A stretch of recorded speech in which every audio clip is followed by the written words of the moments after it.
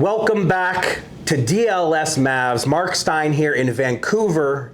It is our annual tradition. Yes. The training camp sit-down conversation with Mavericks coach Jason Kidd. We did this last year in Las Vegas. We're doing it again now. International incident in Canada. The first thing I have to ask you, because I get this question a ton. We are in Vancouver. Why are we in Vancouver for Dallas Mavericks training camp? Beautiful city. It's a city of basketball. When I was playing a long, long time ago, the Vancouver Grizzlies, who are now the Memphis Grizzlies. So a little history trip, I thought, to come to Vancouver. But more or less, it's more of a bonding trip for us. Besides playing basketball, the guys have an opportunity. We're here in Vancouver. It's just about us. And so with the continuity of our team, with, a couple new guys, it was, I thought, a time for us to go out. We did Vegas last year, and I thought, let's go a little bit farther northwest. And so I think the guys will enjoy Vancouver, but I think it's more or less for our coaches to bond and the players. Yeah, because you are a long way from home. This is about as far, this is like going to Portland or Boston. This is as far away from Dallas as you could go on the NBA map. But I'm with you. I love it too. I love this city. But so you decided no two-a-days, so you got basically 3 long practices, Tuesday, Wednesday, Friday. What are you trying to get done in those 3 sessions? Yeah, we talked about as a staff and also with some of the players about the two-a-days last year, and so we felt we can just do one. Our goal is to get the energy high each day, which day one was extremely high. We knew that was going to take place. Today is going to be interesting. We pushed practice to the afternoon, and so give guys a little bit more time rest. We're going to push and ask for that energy again in day 2. And then they're off tomorrow to, bond, do some team bonding. We have coaches bonding, and so we have different things planned for the day off. And then also, to watch some good basketball. We got some young players playing at a high level. Dennis Smith Jr. Yesterday I thought was a star. Played it extremely well. When you talk about Cooper Flagg as a rookie, I'm still curious if he's really 18 because of the things that he's done on and off the floor. He's mature, way past 18 years old, but he also had a good day. So I'm looking forward to watching the guys play. Competition's at a high. We got at each position, we're deep, and guys are pushing each other. Give us just an example or two of something Cooper has done already that you were like you said, how is this kid only 18? Well, it was, the shot clock's running down, and AD has the ball at the free throw line, and he's in the corner playing defense, and he read the situation. He went and contested the shot. As a young player, a lot of times if you leave that corner, someone's going to make that pass, but he contested the shot to help his partner.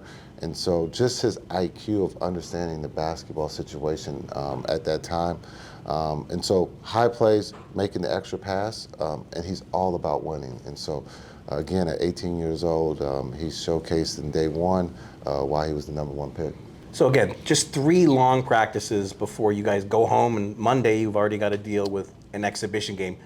Do you foresee more work on offense here or more work on defensive concepts here? Yeah, I think there'll be more work on the offensive end, especially putting in a new offense with Jay, being able to use what he has brought to the NBA, his strength. And so that would be the one thing I think is going to take a little time, is just the continuity, the rhythm of the offense, and guys getting used to it. The defense is pretty much the same package that we've had. And having Frank... you had Frank Vogel principles, and now you have Frank Vogel. Couldn't ask for best of both worlds. You got, his principles now, also him in person. So being able to have him run the defense, again, with our length and the physicality that we're talking about day 1, it was fun to watch. But I would say our offense is going to take a little time, and sometimes a lot of times defense is always ahead of the offense. But I thought, again, yesterday, shot making was at a high. D-Lo made a lot of great shots last night from behind the 3-point line. Well, you just said new offense there, and I don't know that you touched on that at Media Day. So tell us more about that. What is the thinking behind tweaking the offense and putting in a newer, different look system? Yeah, I think when talking with Jay and understanding what he's done here in the league as a head coach and as an assistant coach, the offense has always been one of the top in the league. I felt that it was something that, as a head coach, I would love to embrace seeing something different. And Jay brings that to the table. Sacramento, when you look at the Sacramento teams, they could score the ball. A lot of times they might not have had, after that trade with Fox, they didn't have a legitimate point guard. So when you're looking at our situation right now with Kai out, D'Lo will be our point guard at times. It could be B. Will at times. It's just something new and exciting, and I think the guys on day one enjoyed the offense. So you're talking about Jay Triano, former Suns coach, former Raptors coach, former Canadian national team coach. Yes. How would you describe his offense? It's a flow, space, a lot of space. When you talk about spacing, is key, and being able to have space where guys can play one-on-one, to be able to get to the basket, to cause that problem, to collapse the defense, and then also being unselfish, making plays. The ball is going to be moved a lot. You're not just going to stand around and just have the isolation plays where you see a lot of teams do. Multiple guys are going to touch the ball early, and we're going to trust those guys being able to make plays. So there is a lot of curiosity about how much playmaking this team has, how much shooting this team has. To you, I mean, the cynic might say that the best passer on the team is the 52-year-old coach. How do you see it? No, that's a great compliment, but I looked at, we have a lot of playmakers on our team. D-Lo, AD, D-Live. Our bigs, Gaff, guys, all can make plays. When you look at Max Christie, he can make plays. So I don't say the 52-year-old is the best passer. I look at that we have guys that are capable of making plays for each other. And again, in day one, I saw that at a high level. All right, let's go back to Mr. Flagg. I mean, what do you generally want to see from him in his first week as an NBA player? Health. No, I think just being able, again, I think he's a sponge where he just absorbs everything. Again, yesterday at practice, he was great. He goes back to work on his game at night.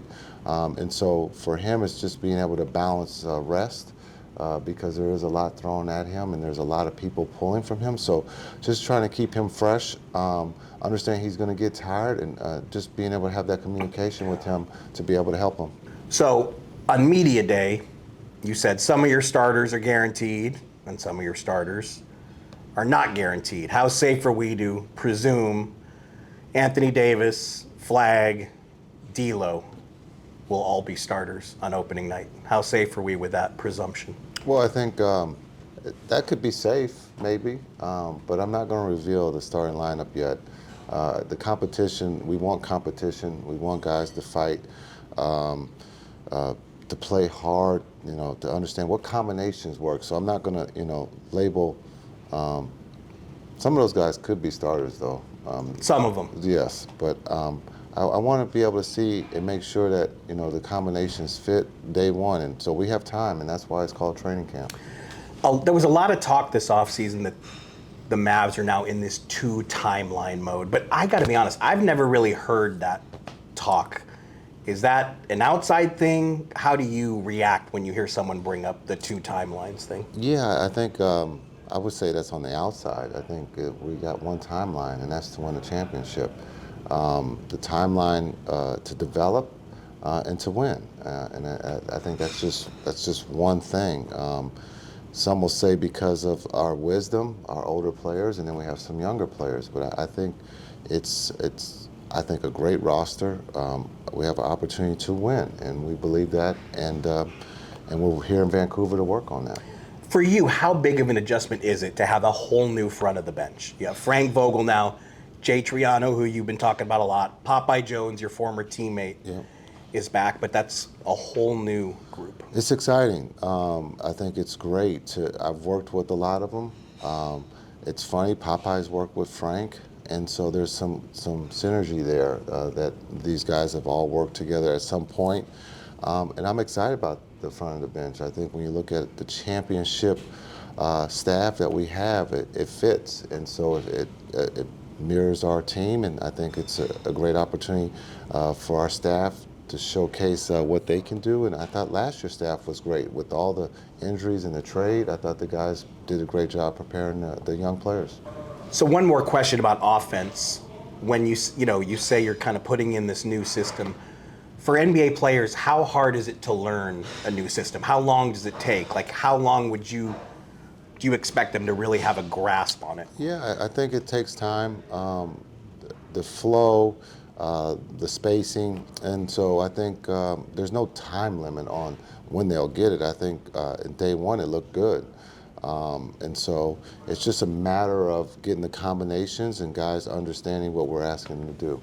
Got to ask you about Kyrie, because on media day, you pleaded with us, don't say ahead of schedule, to temper expectations, but after practice on Tuesday, he was out there with Phil Handy for a half an hour, last guy off the floor. I just got to be honest with you, he makes it hard for us watching him to not kind of marvel at how he's moving 6-7 months after an ACL tear. Yeah, I think it's been shown by video and by you guys seeing it in person that he is moving well. But that's not at NBA speed. So that's why I said, like, let's not, say he's ahead of schedule. He's on schedule.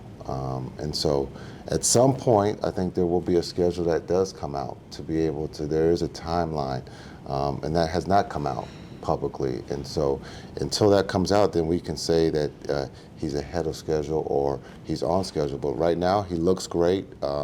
Mentally and physically, he's in a great place.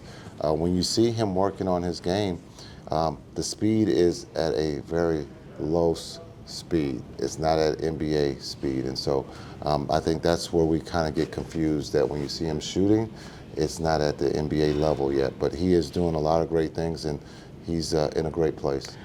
Last one, and then we're going to let you get back to work. This is a selfish question. We could ask you about your second trip to the Hall of Fame in September with the Redeem team, but I actually want to ask you about Everton. Yes. You're now part of the ownership of a Premier League soccer team. You got to make your first visit to Everton for a game recently. Just walk us through what that's been like, what that experience has been like. The experience is surreal. Yes, the Dream Team was great. Redeem Team was great going into the Hall of Fame, but going to Liverpool was great. Being able to meet some of the other owners, to be part of that ownership group, I'm very honored. Being able to see the new stadium is amazing, and so just to see English football and the way the atmosphere, the fans love Everton, love their team, and so just to see it in person was incredible, and I can't wait to get back. Thanks, Emil, for letting us do this with you again. And I think next time we're going to try to get you your own DLS hat. Okay. Since we know this is your favorite Mavs podcast. This is my favorite podcast. I appreciate what you guys do for me, and a hat would be great. I mean, You'd wear it? Yeah. I mean, you gave me T-shirts last time, but I'm a hat guy. We'll work on it. Okay, please do. Jason Kidd, everybody. That's the latest from Mavs Camp in Vancouver. Our DLLS Mavericks training camp coverage is presented by Nassar Jewelers in Rockwall and Boost Your Development. Need something custom or shopping for some diamond jewelry?